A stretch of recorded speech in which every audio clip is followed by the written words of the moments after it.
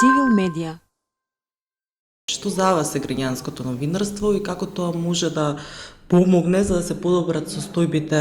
во областа на доброто владење, како и состојбите во областа на човековите права и слободи? Па така како што е пожелно и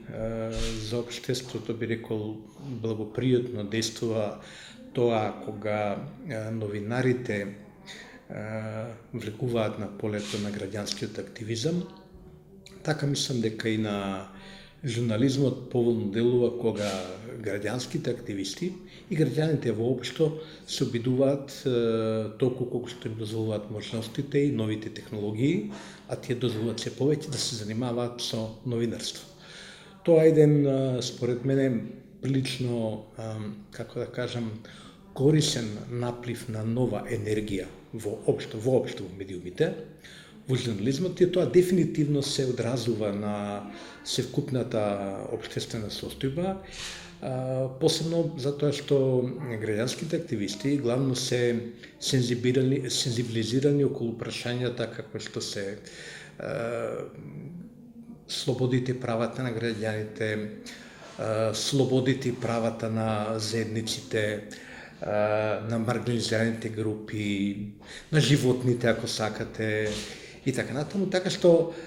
мислам дека тоа всушност во јавниот дискурс, тој наплив на нова свежина, на нови луѓе кои не се професионални новинари, сепак внесува една нова свежина и еден нов поглед на нештата, и од таа смисла ја не ги гледам тие две страни спротивставени, туку обратно гледам еден потенцијал за развој и на граѓанскиот сектор и на журнализмот воопшто. Како граѓанското новинарство може да влијае во борбата против дезинформациите и лажните вести? Видите, кај нас во Македонија малку се претерува, односно и дури погрешно се разбира терминот лажни вести, или подобро да речам се злоупотребува,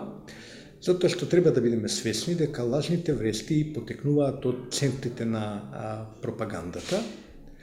а главните центри на пропагандата во државите сепак се владите и некои структури кои се афилирани околу владите и исто така политичките структури кои се во опозиција и други некои групи афилирани околу нив. Според тоа станува збор за доминантно политички феномен поврзан со пропагандата. Граѓанското новинарство и новинарството воопшто, ја би рекол слободарското новинарство воопшто, треба да ги разобличува не самите лажни вести, не да ги демантира, бидејќи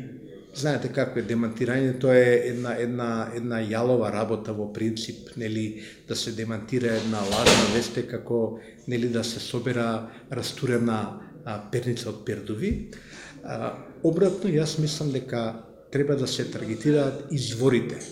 на лажните вести, а тие реков веќе кои се, и тие се мощни, силни, бидејќи од нив потекнува пропагандата и се поврзани со многу силни пред се политички мотиви, од кои основен да се освои власта или да се задржи власта. Според тоа, тука јас го гледам фронтот за сите кои сака да се борат реално, вистински против лажните вести, а не само да создаваме мали проекти, проектчиња и да се зборуваме, да се прикажуваме за лажни вести или да се обидуваме една по една вест да ги деконструираме, па да конструираме вистинските вести и така натаму. Да, вистината е најдобар лек за лагата, меѓутоа ние сме во ситуација кога имаме многу силна тензија, многу голем притисок од овој феномен и мораме да удриме, всушност да се соочиме и да го нападнеме изворот на лажните вести. Тоа е, мислам, во овој момент, особено тука за нас во Македонија, клучна работа, бидејќи тоа е тренд и во светот во овој момент. Господине Геровски, можете ли да ни кажете малку повеќе за вашето искуство со ЦИВИЛ, меѓутоа и со граѓанското новинарство, со оглед дека веќе кога го почнавме проектот во промоција на граѓанското новинарство во 2015 година, вие бевте еден од предавачите? Тоа што бев предавач е помалку важниот аспект на мојата соработка со Цивил, иако се надевам дека кога бев предавач некаква работа и заврши, дека нешто и помогна во насока на јакнењето на капацитетите на таа група ентузијасти да се занимаваат со ова што сега се занимаваат. Се надевам дека успеав делумно во тоа да помогнам. Поважниот аспект, она зашто често зборуваме дека не треба новосоздадените медиуми од страна на граѓанскиот сектор или журналистичките практики кои се негуваат во граѓанскиот сектор да се гледаат како нешто спротивставено на традиционалните медиуми, бидејќи денеска во крајна линија интернет порталите, професионални интернет портали веќе се сметаат за традиционални медиуми, бидејќи стануваат доминантни на пазарот. Моето искуство во соработката со Цивил е дека ние продолжуваме да соработуваме со оваа организација и со Цивил медија и со луѓето ангажирани во тој круг, буквално на дневна основа, многу плодоносно, во интерес и на проектот, што си го награби, да речем, оваа организација, и бидејќи со медиумите во кои јас сум инволвиран, успеваме да зголемиме визибилноста и влијанието на она што Цивил го работи. Од друга страна, за нас тоа е, како што реков, наплив на една нова, свежа енергија, на еден поинаков поглед на нештата, на